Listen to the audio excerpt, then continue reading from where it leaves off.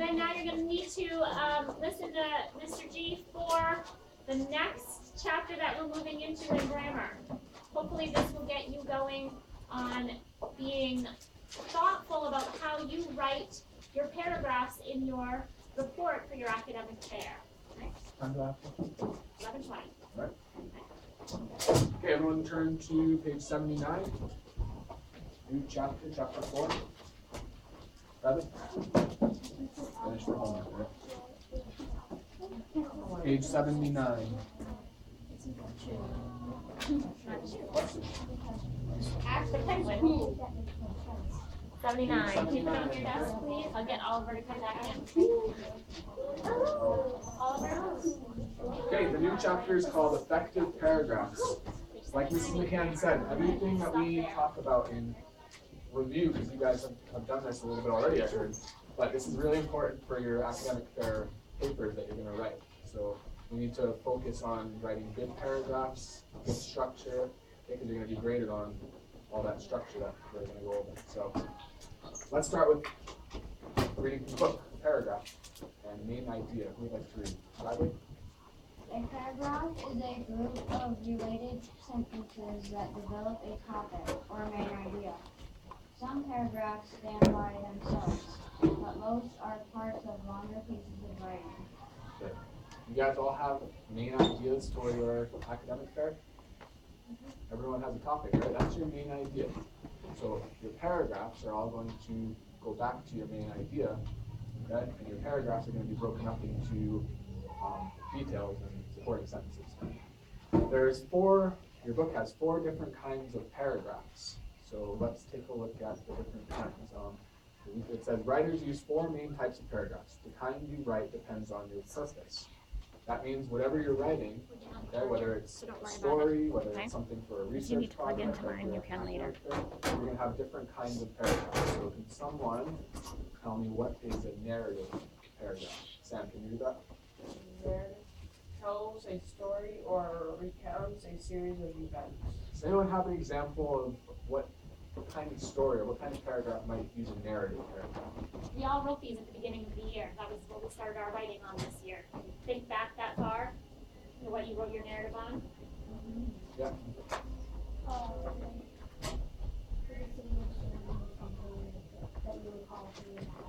Okay, yeah, a story from your past. Okay, that would be about you, like about your life or something. I'm also thinking about, have you seen any like fairy tale movies or Disney movies or something? How does it always start? Once upon a time. That's a narrative, right? I think so. Yes, you got it. That's a narrative using characters. We wrote personal narratives. About yourself. You were the characters, Okay. so to speak. All right. Is your academic fair paper going to be a narrative? No, probably not. Probably not, right? So it's going to descriptive. Eli, can you read what a descriptive paragraph is?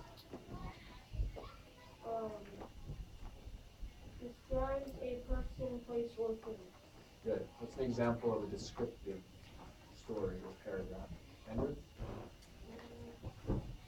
The sun was beaming bright. Okay. What's a descriptive paragraph going to have a lot of? What kinds of words? Yeah. What are description words? So like words that go with Yeah, and what do we call those kinds of words that describe something, that tell about nouns? You got, okay, good. Adjectives, good. So, are any of your academic fair topics going to be just more descriptive? Okay. Because I'm talking about like the history of Pompeii, telling people what's it about, how it Okay, so you might have some descriptive paragraphs in your paper. Yep, that's good. If you're telling about a person, maybe, anyone have a person for your project? No, okay. So you might have some descriptive paragraphs in your papers. How about expository? How about Cam? Any better expository paragraph? gives information such as facts or ideas. Who's going to have expository paragraphs in your? I want to see everyone's hand up. this is a new term for us, expository, another word for information writing, right? Giving facts and details. So when Mr. G just said everybody's hand goes up in the air, I want to see it too. Okay, so we're going hands in the air. Who is writing an expository paper? Good. Good way to show accountability. So we'll work with that one a lot. Okay, I'll show you some examples. We'll have some examples, I think, in the next part. And the last one, persuasive. Passion. Can you read what a persuasive paragraph would be? Convinces readers to give an opinion, sometimes take action. You should vote for president because. Let's not get Liam going on this. That would be a persuasive, right? If you have an opinion and you want to push your opinion on someone else, onto your reader, you use persuasive paragraphs. So last year, what did you try to persuade others on in the topic for our oral speech contest? Does anyone remember? Your landmarks were best. Right? Why your landmark was the most important. That would be a persuasive piece. But, All right. okay. Now we're going to go on to the different parts of the paragraph. So your paper is going to be broken up into paragraphs, and each paragraph is going to be broken up into different parts. So let's see. Liam, can you read the arrow there? Paragraphs. Paragraphs have no set of rules for length or organized items in the sheet. However, many effective paragraphs, especially expository, persuasive paragraphs, include a topic, sentence, and supporting sentences. Good. So I heard Mrs. McCann, someone asked Mrs. McCann last week or the week before, how long does it need to be? It was a homework or some essay or something. Someone asked, how long does it need to be? And the answer, what's the answer for you guys now? You're confusing. That's how long your presentation. Mr. G is asking, how long does your a paragraph need to be? A paragraph or a paper or anything now. What there does a it set say? rule for it? Paragraphs have no Doesn't- set As long as rules. you want. As long as you want or as long as you need to get all the information across that you're trying to. Hey, if you can get it through in one sentence, good luck, but Good you luck. can do it, right? If it takes you 8 sentences, if it takes you 10 sentences, whatever it takes, that's how long your paragraph needs to be. There's no rule, okay? It's not 2 or 3 sentences anymore. It's as long as you need to give all the information. Once in a while, to clarify in social studies, if you're answering a question, I'll say 3 to 5 sentences, or maybe at least 1 or 2 sentences. But that is not for a paragraph. That's just to answer a question, right? 1 sentence or 2 sentences. Right. So now let's read the different parts. So the first one, who wants to read about a topic sentence? Will, right? Use a topic sentence to state your main idea or purpose. A strong topic sentence at the beginning of a paragraph introduces the reader to the topic. Introduces readers to the topic. Focuses them on the point and makes them want to read it. Good. So for your academic fair, you want to try and catch your audience, your reader, if they're reading your paper or in your presentation, you want to catch their attention first. So you want to think of a good, interesting topic sentence so that they'll want to know more about what you're talking about. Okay, if it's boring, they're just going to put your paper down and go on to the next one, right? So when they come to your, I don't know, do they have their papers at the table? They do. Someone wants to know more about your topic, you're going to give your presentation and tell them about it, but they can also read about it, make interesting topic sentences, and they'll want to read more. Then, after the topic sentence, you need to give more details about it, so let's read about supporting sentences. Bryn, can you do that? The main part of your paragraph explains or supports the main idea. These supporting sentences, also called the body, can include facts, examples, quotations, and other details. Good. Facts, examples, quotations, and other details. Okay?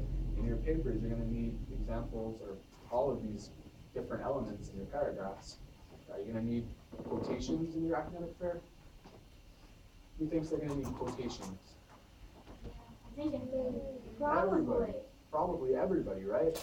Maybe someone's opinion, maybe some famous historian's opinion, or some scientist, right, Eli? Some scientist about the human genome, right? Yeah, so you're gonna want other, maybe experts' opinions, so you're gonna need to put those in quotations. And if I could, Mr. G, just to bring them back to some prior knowledge of things that they already wrote. When we were doing teen activists, that was information. We've already talked about writing in paragraphs when we were writing there. And one of the next things that we talked about was citing examples from the text or quoting parts of the text. So it doesn't even have to be something someone said, but maybe there's something you really like the way it's worded and you want to keep that in your paper. You put quotations around that, and that is a quotation that you can now say is part of your paper as long as you have a bibliography and you're not claiming that you said it that way. So for example, remember some of the words that we use according to here. According to Kristen Lewis, school was, in quotations, a luxury she never took for granted. So something that you might quote is, according to, who's a person that worked on DNA? Have you met any of those in your research yet?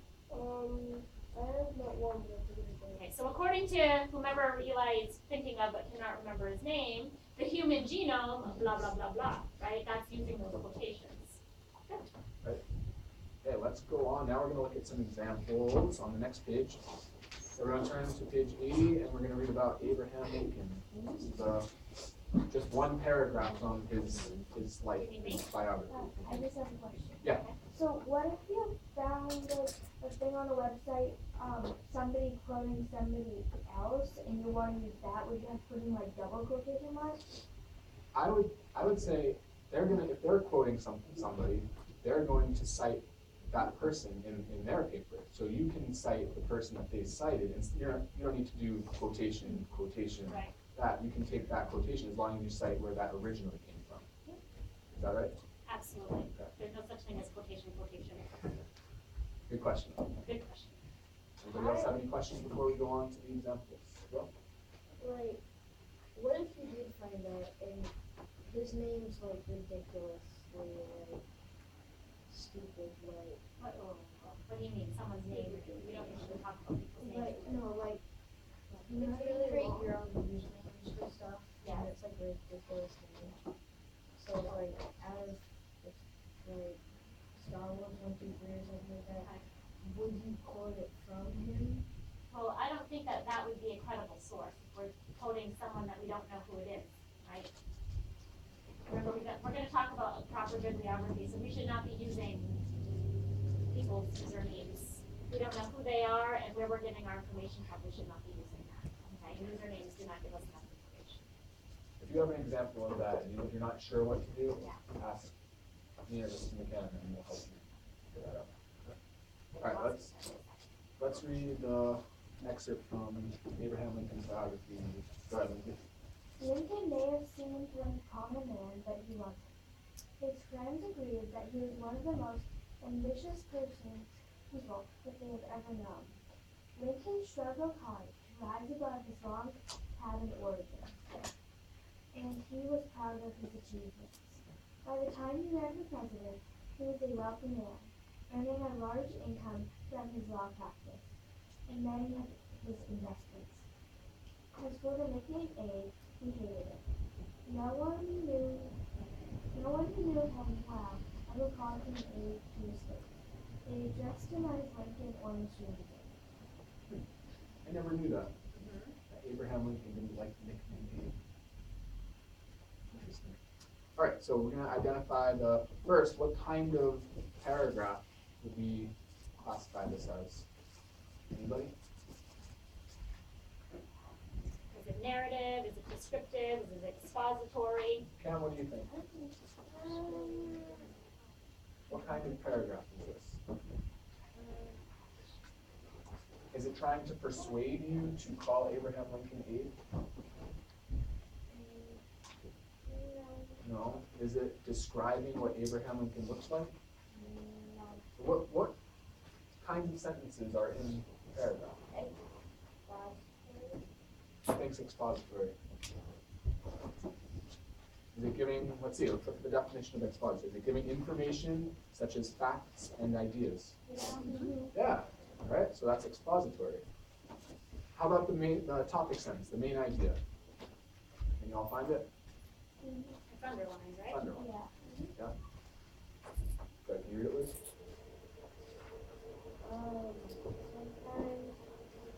Lincoln may have seemed like a common man. Good. So this is what the main idea of the paragraph is, and then everything following it goes back to that main idea to tell more about it. So what are all the sentences after the main idea or the topic sentence? What are those called? What kind of sentences are all the sentences that follow the topic sentence?